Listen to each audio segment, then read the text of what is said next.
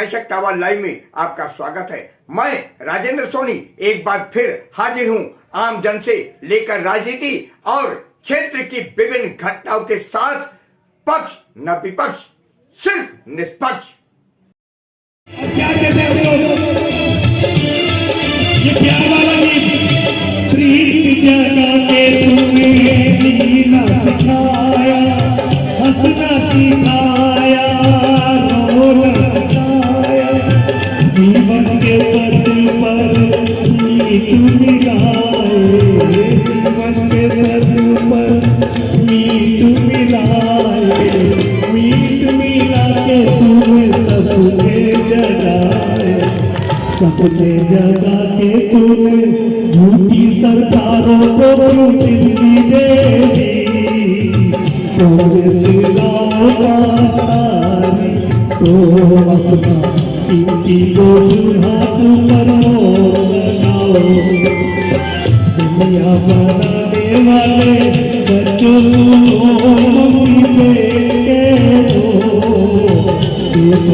पंजाब में 1000 में गई, तेरा है मारे युवकों के दीवारों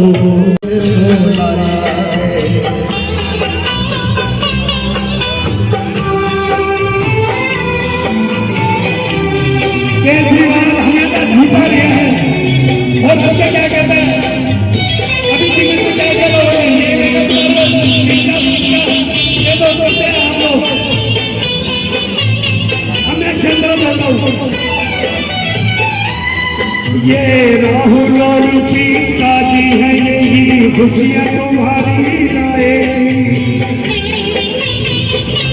अब सारे नहीं तुम लोग, ये 5 तारीखों के नाम, ये 5 तारीखों के मेहमान है। मैं समझता हूँ बड़ी अच्छी, जब यहाँ से जाए तो इस तरीके की बात हो और बताए कि हम श्रीनाथ कॉलोनी में गए थे, तो ना करे कोई भी मजबूत से तालियां बजाए। शहजाद भाई जो बिलोक के प्रेसिडेंट है वो भी स्वागत करेंगे। हमारे माइनॉरिटी के चेयरमैन जनाब भाई तौकीर साहब भी स्वागत करेंगे। हाँ, बिलोक के प्रेसिडेंट जनाब भाई शहजाद साहब, शहजाद भाई ने देखिए, और डॉक्टर पीके मिश्रा भी करेंगे स्वागत शकील भाई का, डॉक्टर पीके मिश्रा भी करेंगे। लेकिन मैं इंसाफ बराबर चाहता हूं भाई डॉक्टर साहब हमारे।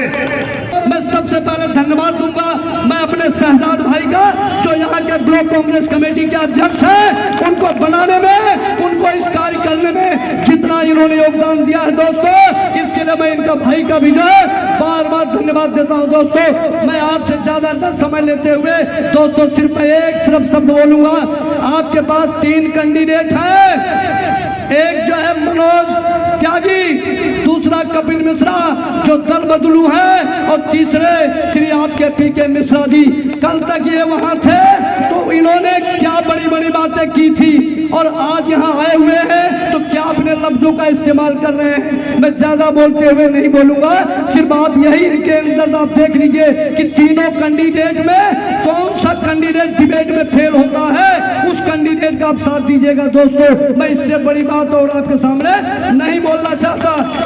दूसरी चीज दोस्तों, शहजाद भाई ने मेरे साथ कहा था कि दुबे जी आप सोनिया बिहार के ब्लॉक अध्यक्ष हैं, अगर आप वहां से जिता के भेजेंगे तो मैं 101% सोनिया ये जो श्री राम कॉलोनी है उससे डबल वोट दिलवा कर भाई का बहुत बहुत धन्यवाद देता हूं दोस्तों। तो इस बार यह संकल्प है कि सोनिया बिहार से कम हम 40,000 वोटों से ज्यादा हम दिलाएंगे, और शहजाद भाई के साथ मिलकर के मैं पीके मिश्रा जी को विधानसभा में भेजने के लिए हम दोनों भाई मिलकर के एक बार संकल्प लेते हैं।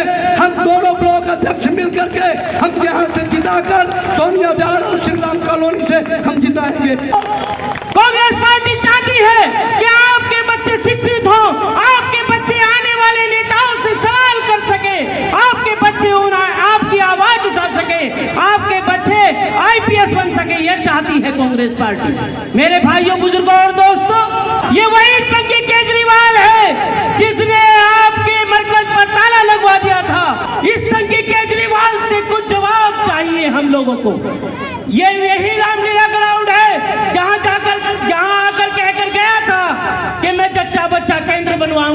बनवाया क्या?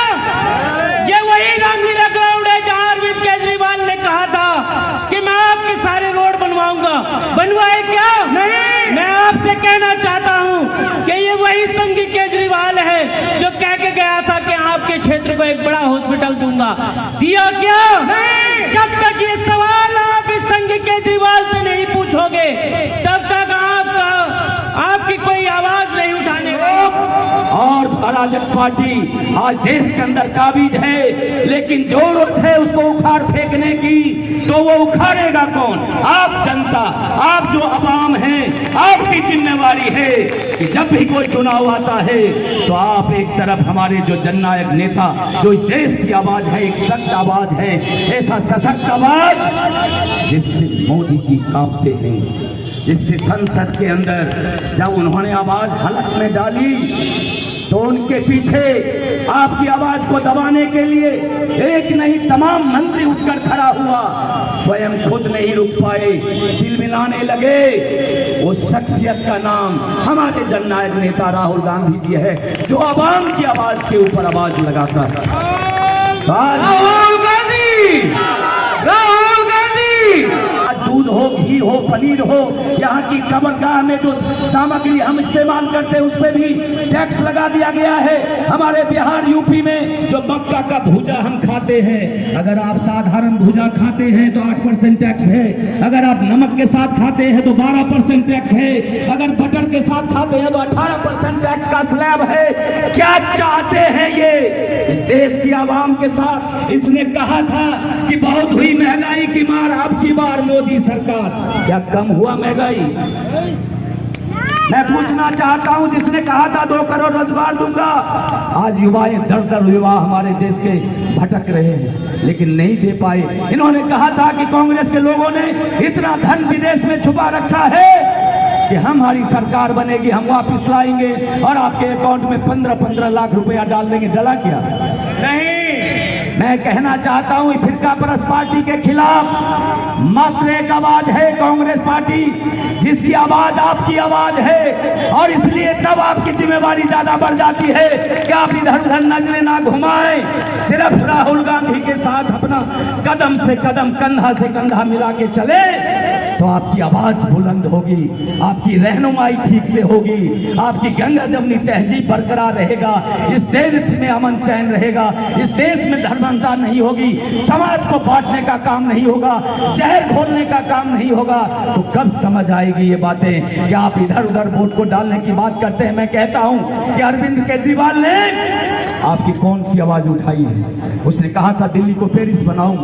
क्या दिल्ली पेरिस बना?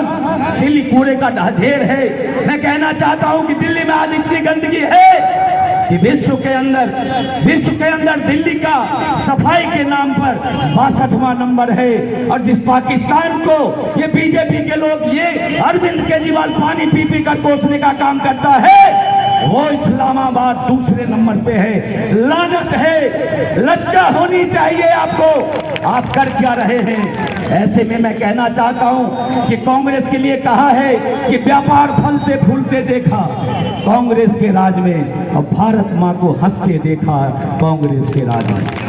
कांग्रेस की नेताओं की बड़ी बड़ी कुर्बानी है। भूल कोई हो गई अगर तो गलती हमने मानी है। देश के खातिर काम किया, सद्भाव की चादर ओढ़कर, जनता का हित कहीं नहीं है कांग्रेस को छोड़कर।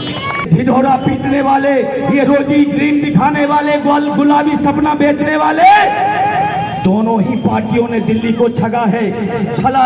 लेकिन मैं खास तौर पे कहना चाहता हूं कि जो 69 विधानसभा है, करावल नगर विधानसभा के अलावा, अगर कोई सही मायने में छला गया है, ठगा गया है, कहीं दंगा हुआ है, तो उसके सबसे बड़े पीड़ित हमारी ये समाज है, हमारी आवाम। पिछले 10-12 साल से 2 नटवरलाल आ गए।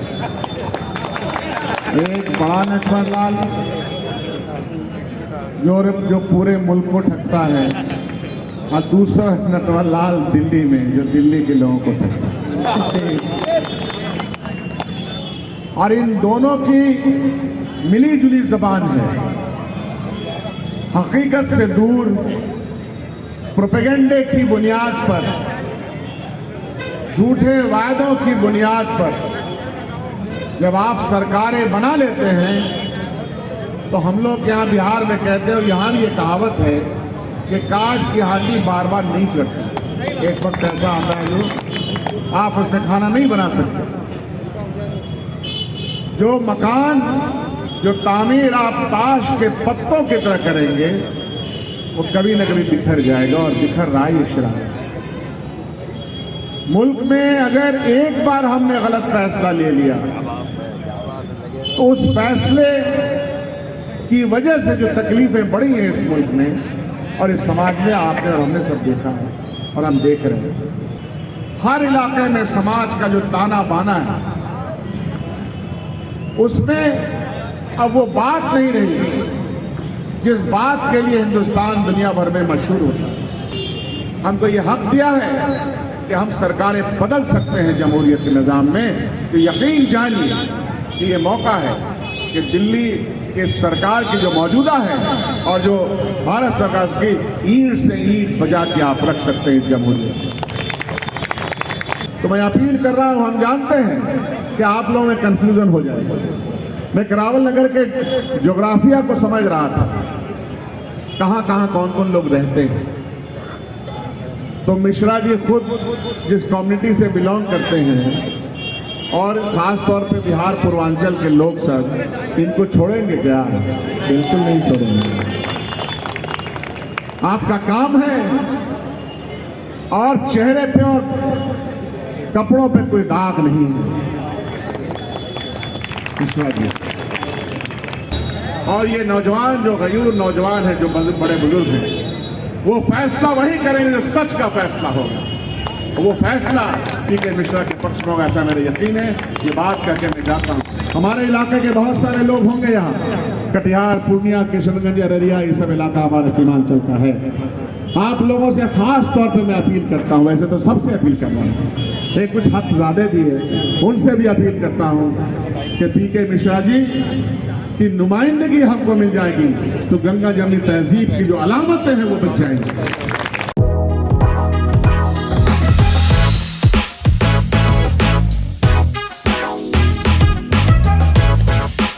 अपने आसपास की खबरों के लिए देखना ना भूलें सशक्त आवाज लाइव न्यूज चैनल। सब्सक्राइब कीजिए एक लाइक के साथ।